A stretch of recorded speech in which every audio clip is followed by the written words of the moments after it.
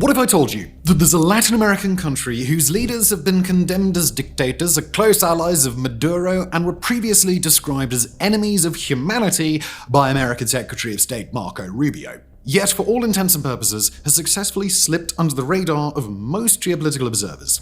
Well, that is Nicaragua, a small Central American nation home to about 7 million people that has been ruled by Daniel Ortega since 2007. With global attention focused squarely on Venezuela for obvious reasons, Cuba because of the possibility that the government might collapse without Venezuelan support, and Colombia because of President Gustavo Petro's acrimonious relationship with President Trump, the Nicaraguan regime has tried to do everything possible to avoid drawing attention to itself.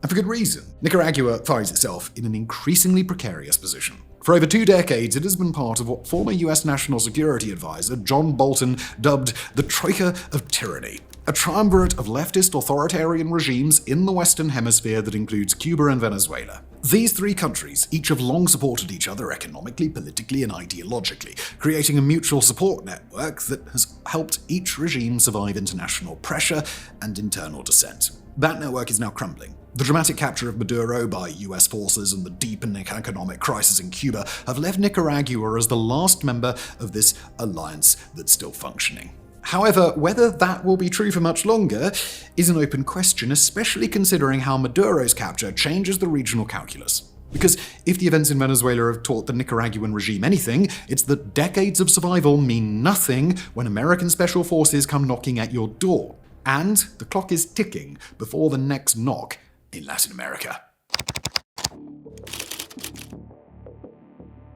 The relationship between Venezuela and Nicaragua runs deeper than simple ideological kinship. For nearly a decade, it represented one of the most consequential examples of oil diplomacy in Latin American history, transforming Nicaragua's economy all while cementing the Ortega regime's grip on power.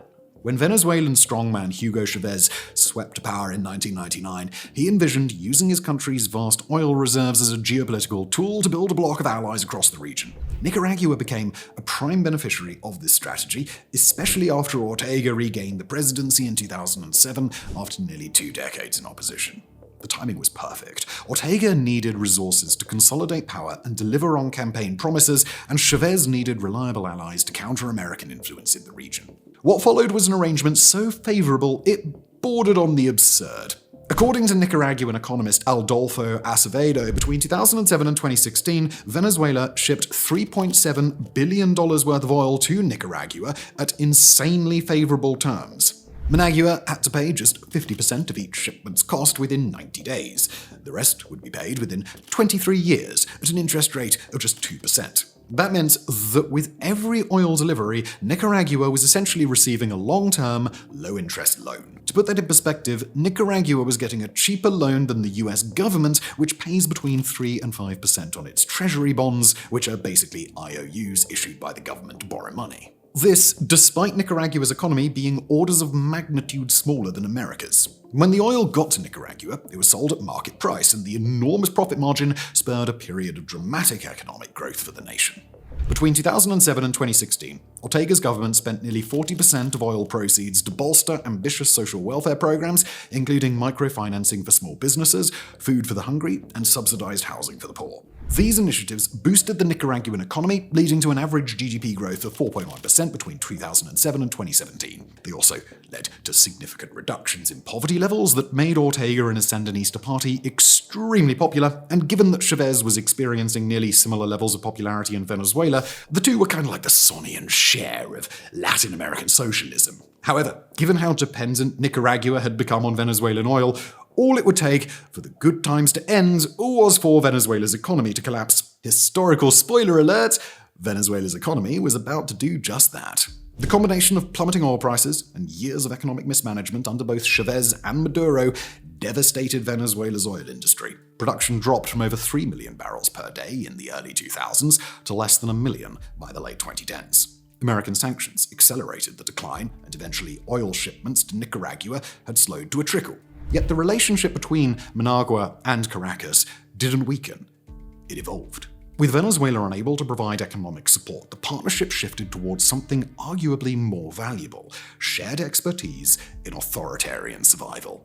Both regimes were learning how to crush dissent while managing international criticism. They provided each other diplomatic cover at international forums. When protests erupted in Nicaragua in 2018, resulting in the deaths of hundreds, Venezuela stood by Managua, with Maduro writing on Twitter that the Nicaraguan government had defeated terrorists and coup plotters. When sanctions targeted Venezuela, Nicaragua reliably voted in solidarity in international forums, such as the Organization of American States. In 2024, as protests mounted against the disputed elections that extended Maduro's rule, Ortega offered to send Sandinista fighters to Venezuela, if needed, to suppress an armed counter-revolution. While Caracas didn't take up the offer, it illustrated just how deep the ties between the two Latin American strongmen had become. And we've told you all of this to illustrate just how shocked the Nicaraguan regime was when they learned of Maduro's capture, and just how significant their reaction, or rather lack of reaction, was. According to local outlet La Prensa, the immediate reaction to the Maduro operation was silence for more than 14 hours before issuing a brief statement that demanded respect for the sovereignty of the Venezuelan people and called for Maduro's release. The statement was perhaps more notable for what it didn't have, rather than what it did. It didn't have the regime's past aggressive language toward the US, and there was no mention of Trump by name, a deliberate omission that Arturo McFields, former Nicaraguan ambassador to the Organization of American States, described as the result of fear in an interview with ACI Prensa. Quoting him here, "What happened in Venezuela has unleashed fear in the tyrannical government. The dictatorship is reeling from those images of Maduro, the all-powerful leader, arrested and humiliated. The fear is so great that, although they have expressed solidarity with Maduro, they haven't mentioned President Trump at any point." End quote. The restraint was uncharacteristic for a regime that had built its legitimacy on anti-American rhetoric. But Maduro's capture had fundamentally altered Nicaragua's strategic calculus in ways that went far beyond losing a diplomatic ally. The most obvious shift was the demonstration that direct military involvement was now on the table. Previous US administrations had relied on sanctions, diplomatic isolation, and support for opposition movements. And despite how crippling those could be, they were nowhere near as threatening to the regime's survival as direct military intervention. Trump's operation in Venezuela showed he was willing to deploy force to remove leaders that he deemed unacceptable. For Managua, this mattered because Nicaragua is far more vulnerable than Venezuela ever was. Venezuela had vast oil reserves, a military with some capability, even if it was severely degraded by early 2026, and enough international significance that military action carried geopolitical risks, for example, if China or Russia tried to intervene. Nicaragua has none of those advantages. It's one of the poorest countries in Latin America with virtually no natural resources. Its military is small and largely focused on internal security rather than external defense. Most importantly, its economy depends overwhelmingly on access to American markets, with nearly 2/3 of the nation's exports going to the US, giving Washington even more leverage than it had with Venezuela. Trump's invocation of the Monroe Doctrine in justifying the Venezuelan operation added another layer of threat.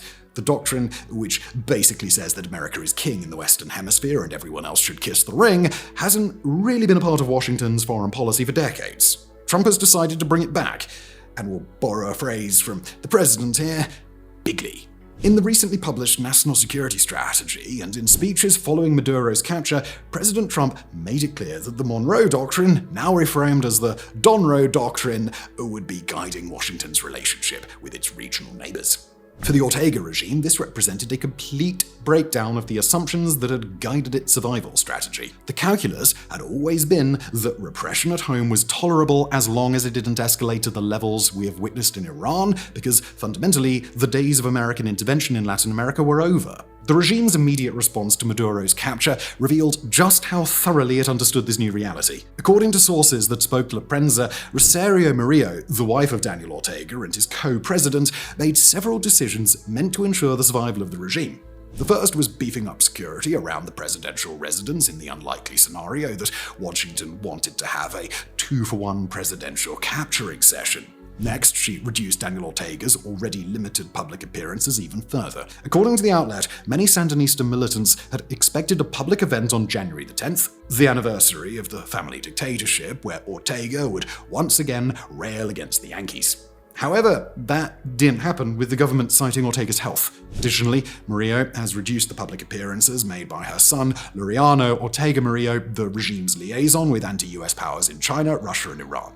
This is viewed as a way to avoid provoking tensions with the US, especially in light of the Monroe Doctrine. Beyond regime survival tactics, Managua has also made decisions meant to portray itself as a willing partner in the global democratic order. On the 10th of January, Nicaragua quietly released dozens of political prisoners. The timing wasn't particularly subtle. One day earlier, the US Embassy in Managua had praised Venezuela for releasing prisoners and pointedly noted that more than 60 people remained unjustly detained in Nicaragua. The prisoner release marked a significant departure from the regime's recent behavior. Since the 2018 protests, Managua had systematically eliminated opposition through a combination of imprisonment, forced exile, and citizenship revocation. Thousands of non-governmental organizations, or NGOs, were shuttered, tens of universities were closed, and their assets seized. In 2024 alone, 46 journalists were forced into exile. The regime had shown no interest in concessions or reform. While the government would point to this as a sign that it's willing to change, the opposition said it was a transparent move triggered by the events in Venezuela. And they might be right. If the Trump administration hadn't captured Maduro, it's unlikely that Managua would have released these prisoners. There's also the fact that, according to a local human rights group, Nicaraguan authorities arrested 60 people for reportedly celebrating or expressing support for the capture of Venezuelan President Maduro. So while Nicaragua's right hand is trying to appease Washington, its left was implementing the same repressive tactics that have kept it in power for decades. Only time's going to tell whether this strategy will work, especially if the Cuban government collapses. While Nicaragua scrambles to avoid becoming Trump's next target, an arguably more fundamental threat is materializing: Cuba. The ideological grandfather of the troika of tyranny, it's facing its worst crisis since the fall of the Soviet Union. And unlike previous crises, there's no cavalry coming to save it.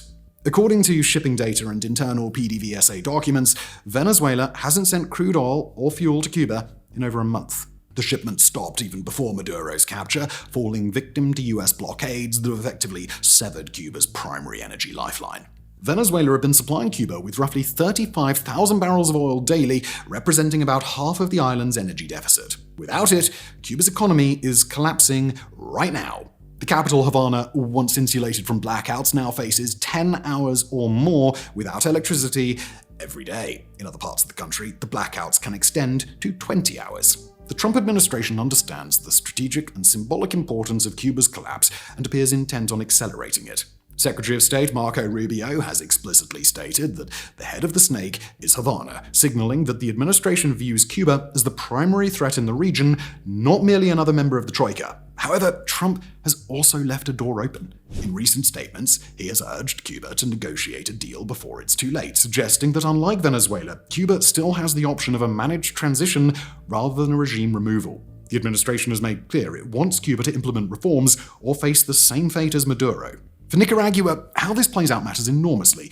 If Cuba refuses to negotiate and Trump removes the regime through military intervention or other means, it would represent the worst-case scenario for Managua. A forcible regime change in Cuba would complete the destruction of the Troika and establish an undeniable pattern. Trump is willing and able to remove leftist authoritarian governments in the Western Hemisphere by force if necessary.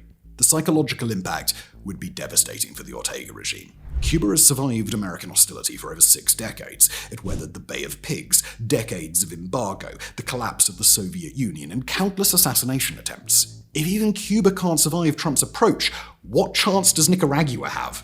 The regime's entire survival strategy has been built on the assumption that revolutionary solidarity and ideological commitment can outlast American pressure. Cuba's forcible removal would destroy that assumption completely. More importantly, a US-imposed regime change in Cuba would dramatically narrow the window for negotiated solutions elsewhere. Trump would still be willing to negotiate with regimes in the region, but his patience would be substantially thinner and the credibility of military threats significantly higher. If he's willing to topple the most iconic leftist regime in Latin American history, the calculation for Nicaragua becomes stark. Either negotiate quickly on terms that are definitely going to be bitter but hopefully acceptable, or risk the military option that's now proven to be real and really effective. But there's another scenario that offers Nicaragua a little bit more hope. If Cuba does make a deal with the Trump administration, one that allows some version of the regime to survive in exchange for meaningful reforms, it creates a template that Nicaragua could potentially follow. A negotiated transition in Cuba would demonstrate that Trump is willing to accept something short of complete regime destruction if certain conditions are met, something we're already seeing in Venezuela, where the decapitation of the Maduro government hasn't been followed with a swift return to democracy, but with the elevation of regime elements that are seen as being more amenable to Trump. This all matters because Nicaragua's situation, while dire, isn't as charged as Cuba's or Venezuela's.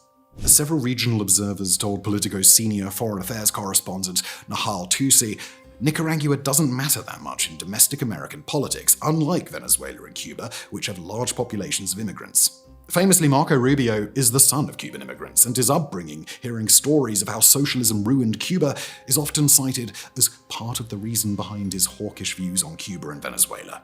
The Nicaraguan regime also hasn't gone out of its way to embarrass the administration like Maduro did with his dancing videos that President Trump believed was an imitation of his own dancing style.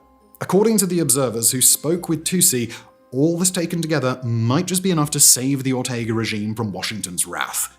Whether their prediction ends up being true, only time will tell.